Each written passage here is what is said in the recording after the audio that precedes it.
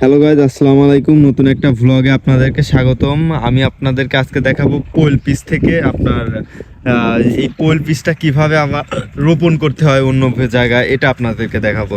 এটা দেখতে পাচ্ছেন, এটা একটা পোল পিস, মানে এটা হচ্ছে এখন বীজ। এই পেঁয়াজগুলো কিন্তু আমি আপনাদেরকে জুম করে দেখাই। এই জমিতে যে পেঁয়াজটা চাষ করা হয়েছে, এটা কিন্তু ছিটায় দেওয়া হয়েছিল। এটা একটা বীজ, পেঁয়াজের যে বীজ আছে। পেঁয়াজ কিন্তু দুইভাবে চাষ করা যায়। একটা হচ্ছে আপনার ছোট ছোট পেঁয়াজ, পেঁয়াজের দানা, যেগুলো ছোট পেঁয়াজ, ওইগুলা কিন্তু আপনি মানে লাগাইলে ওইটা থেকে কিন্তু অনেক বড় বড় পেঁয়াজ যা আপনার জন্ম নেয়, মানে ওই পেঁয়াজটাই বড় হয়। আর আরেকটা আছে বীজ থেকে। এই আমি আপনাদেরকে যে জমিটাতে দেখাচ্ছি, এটা হচ্ছে বীজ থেকে কিন্তু এই পেঁয়াজগুলা আপনারা চাষ করা হয়েছে। এই যে দেখতে পাচ্ছেন, এই এই এই বীজগুলা কিন্তু আরেকটু বড় হবে।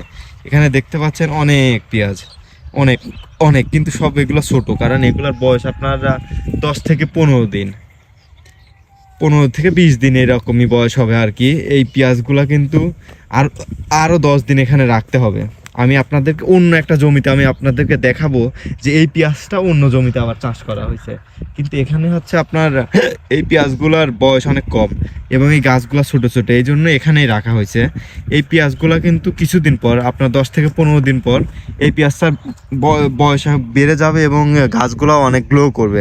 এই পেঁয়াজগুলো কিন্তু অন্য জমিতে আবার শিফটিং করা হবে। এই জমি থেকে তুলে আপনার নিড়ানি দিয়ে সুন্দর করে তুলতে হবে, যাতে শিকড়টা থাকে। আমি আরেক জমিতে শিফটিং করব, যদি আমার শিকড়টা না থাকে কিন্তু আমি কিন্তু শিফটিং করতে পারবো না, কারণ ওখানে গিয়ে বীজটা মরে, মানে চারাটা মারা যাবে। এই জন্য নিড়ানি দিয়ে সুন্দর করে শিকড় সহ এই পেঁয়াজগুলো তুলতে হয়। আপনারা দেখতে পাচ্ছেন এই জমিতে কিন্তু অনেক ছোট ছোট পেঁয়াজ, এগুলো সব ছোট ছোট, কারণ এইগুলো আপনার অল্প বয়স এবং এটা হচ্ছে এখন লাগানোর জন্য উপযুক্ত হয় নাই। এটা আমি আপনাদেরকে দেখাবো যে এই পেঁয়াজগুলো বড় হইলে কিভাবে লাগায় এবং কোথায় লাগায়, সেটা আমি আপনাদেরকে আরেকটা ভ্লগে দেখবো। সেই সাথে আমাদের ভ্লগের সাথে থাকুন আপনারা। আমি কিছুক্ষণ পর অন্য জমিতে যাব, সেই জমিতে গিয়ে আমি আপনাদেরকে দেখাবো যে কিভাবে এই বীজ, মানে এই চারাগুলা কিভাবে আবার অন্য জমিতে রোপণ করা হয়েছে। ধন্যবাদ, সবাই সাথে থাকুন এবং আমি আপনাদের সাথে কিছু মধ্যে অন্য জমিতে গিয়ে আমি আসতেছি, আপনাদের সাথে জয়েন হচ্ছি। ধন্যবাদ, ভালো থাকবেন। আপনাদেরকে ওই জমিতে দেখিয়েছিলাম মানে বীজ থেকে কিভাবে পেঁয়াজ উৎপন্ন হয় এবং ওই বীজ থেকে যে পেঁয়াজগুলা ছিল না, এই পেঁয়াজগুলাই কিন্তু আপনার এই যে এই জমিতে দেখতে পাচ্ছেন। এই জমিতে মানে এগুলা কিন্তু ছিটানো হয় নাই, এগুলা কিন্তু লাগানো হয়েছে। এই যে দেখতে পাচ্ছেন, এটা কিন্তু 2-3 দিন আগে লাগানো হয়েছে, একদম মানে নতুনের মতোই আর কি। 2-3 দিন আগে এখানে চাষ করা হয়েছে। দেখতে পাচ্ছেন অলরেডি কিন্তু পেঁয়াজ লাগানোর পরে পানি এবং ইউরিয়া সার, ড্যাপ সার, মাইটা সার, এই 3টা সার কিন্তু এখানে দেওয়া হয়েছে। দিয়েই কিন্তু এত সুন্দর একটা, এই যে দেখতে পাচ্ছেন এত সুন্দর পেঁয়াজ এখান থেকে পাওয়া হয়েছে। এই পেঁয়াজ কিন্তু 2-3 দিন আগেই লাগানো হয়েছে এবং এই পেঁয়াজ কিন্তু অনেক ভালো একটা ফলন দেওয়া আশা করা যাচ্ছে। দেখতে পাচ্ছেন এই পেঁয়াজগুলা 2-3 দিন আগে চাষ করা হয়েছে এবং এই যে দেখতে পাচ্ছেন সার প্রয়োগ করা হয়েছে। এগুলো কিন্তু ইউরিয়া সার, মাইটা সার, অনেক 2-3 রকমের সার দিয়ে কিন্তু এখানে এই জমিটা কিন্তু চাষ করা হয়েছে। দেখতে পাচ্ছেন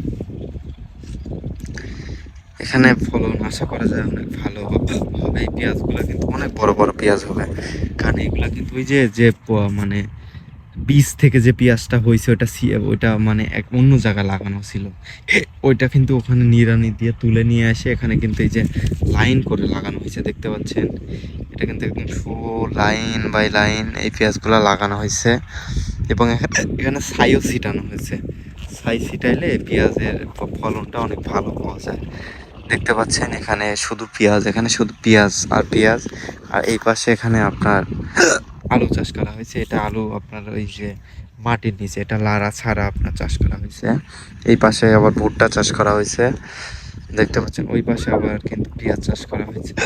এই পেঁয়াজগুলো কিন্তু ওই আপনাদেরকে কিছুক্ষণ আগে যে ভিডিওতে দেখালাম একটা জমিতে গিয়ে, যে ওইগুলো আপনার বীজ বীজ বীজ থেকে ছিটানো হয়েছে, বীজ থেকে হয়েছে, ওইগুলাই কিন্তু এখানে নিয়ে এসে লাইন বাই লাইন করে লাগানো হয়েছে।